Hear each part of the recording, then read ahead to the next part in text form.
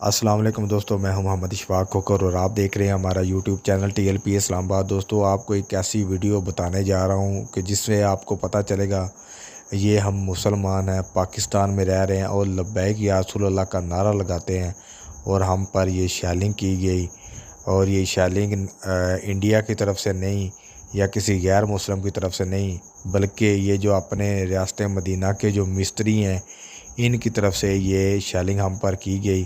لبیک یا رسول اللہ، کیا یہ چیز ہم اس چیز کے حقدار ہیں؟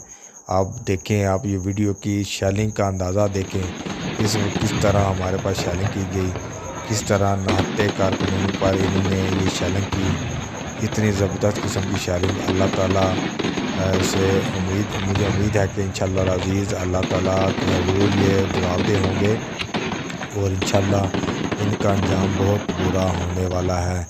انتہائی بری خبر ہے یہ اس پر تحریک لبیک کے کارکنوں پر جس وقت شیلنگ ہوئی۔ بہت سارے احباب، بہت سارے کارکن اس وقت زخمی ہیں، اور اللہ تعالیٰ سے دعا گو ہوں کہ اللہ تعالیٰ ان سب کو صحت و تندرستی عطا فرمائے۔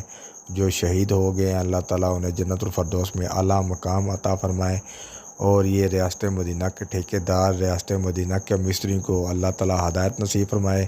ہدایت نصیب میں نہیں ہے تو انہیں آج ہی غرق کرے، آمین۔